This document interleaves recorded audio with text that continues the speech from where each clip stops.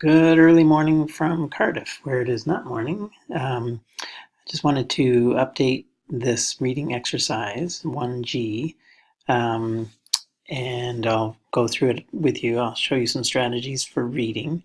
You'll want to make sure that you review all the material from page 63 in Reading Latin. This is where I am. I'm not in front of the castle keep, but the castle keep here is a Norman castle built on top of a Roman fort in the middle of the city of Cardiff, inside something called Castle Cardiff, which was once the castle of the Earl of Bute, who during the Second World War breached the walls and allowed the citizenry of Cardiff to shelter inside the walls, which are pretty massive, during bombing in the Second World War. And at that point, the story goes, because the walls had been breached for the first time in its history, he decided it was a conquered castle and so deeded it to the city of Cardiff. So now it's quite a big park. The Norman castle on the top is not inhabited, but behind here you can see the Victorian mansion of the Butes, and then the walls run all the way around, the massive, huge earth ramparts with a stone wall on the other side. And in the very background, for those of you who are fans, you can see the Cardiff rugby team where Team Wales plays during their tournaments. All right, so back to the reading exercise. I will read the whole section out loud in Latin, and then we'll deal with the sentences one at a time. Est Euclioni aula auri plena. Euclio aulam ex aedibus portat. Timet enim valde. Omnibus enim bonis fures, omnem aurum aufere semper volunt. Vult igitur infano aulam celare. Ubi aurum infano celat Euclio, Strobilius videt. E fano exit Euclio, bono animo est, quod nunc furem timet nullum. Strobilus autem ut lumbricus infanum inrepit. Nam aulam Euclioni misero aufere vult. Sed servum audacem videt Euclio. Servo audaci mala multa dicit, et aurum poscit. Servus autem seni aurum redere non vult, quod aurum non habet. Euclioni manum dextram servus ostendit, deinde seni misero ostendit laevam. Euclio autem manum tertiam rogat, servus Euclionum insanum habet et exit. Aulam Euclio a fano aufert, et alteri loco clam credit. So this carries on the story that we read in our reading for that chapter. We'll take each sentence one at a time. So here in the first sentence, est Euclioni aula auri plena, we see a sentence pattern that we're familiar with by now. There is to Euclio a pot full of money, genitive with plena. Euclio aulam ex aedibus portat, another familiar sentence pattern, subject, verb, object, modified by an adverb or a participial phrase or prepositional phrase. Euclio carries the pot out of his house, or out of the house. Timet enim valde, for, so this adds an explanation for the previous sentence. Timet valde, he is very afraid.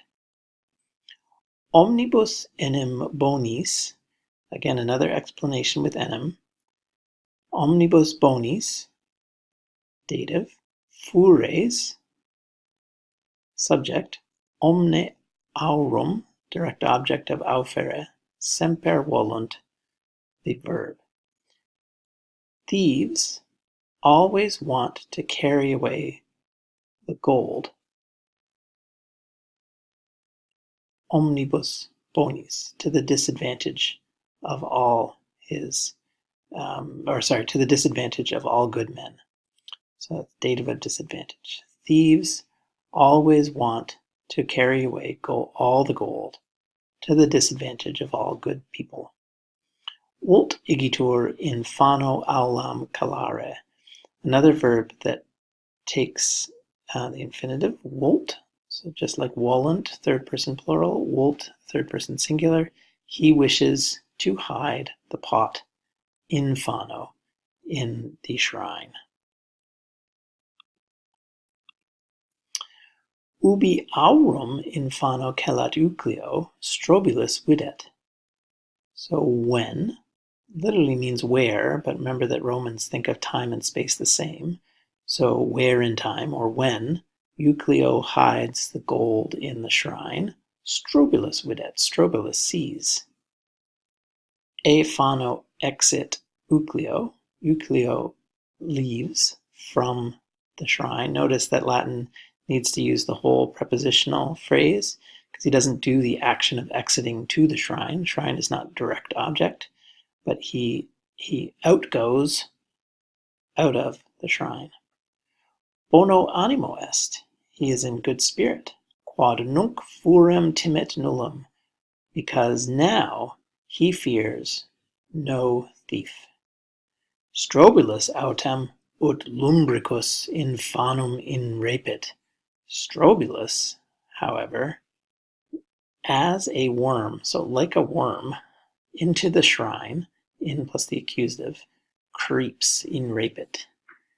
Nam aulam Euclio misero aufere vult, for he wishes to carry away the pot to the disadvantage of poor Euclio.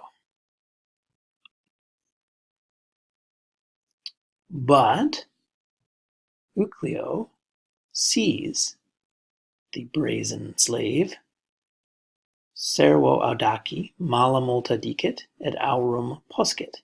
He says many bad things to the brazen slave, and he demands the gold.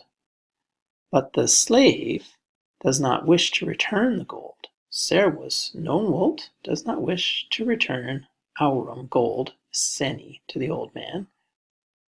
Quod aurum non habet, because he does not have the gold. I know that makes absolutely no sense logically, but that's what the Latin is saying. The slave is not willing, does not want to return the gold to the old man because he does not have the gold. In this next chapter, we're getting to be able to phrase this correctly. He's not able to return the gold because he does not have the gold. But here he does not wish. Euclioni manum dextram servus ostendit. The slave shows his right hand to Euclio, and then he shows his left hand to the miserable old man. Servus, whoops, missing a sentence, deinde misero ostendit laevam.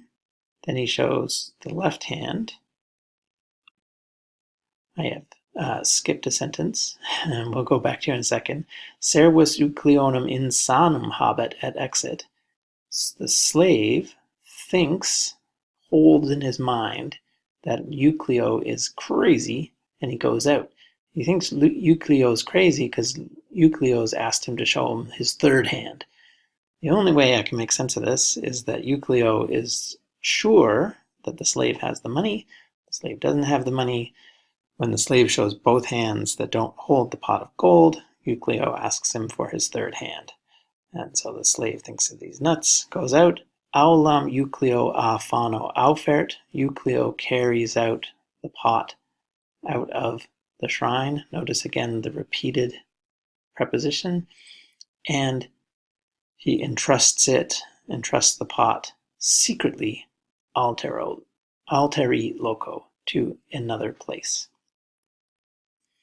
All right, I encourage you to go back over that reading sentence by sentence, making sure that you understand the function and form of each word, how it relates to the other ones, and then from that, how we can construct meaning and then eventually translate.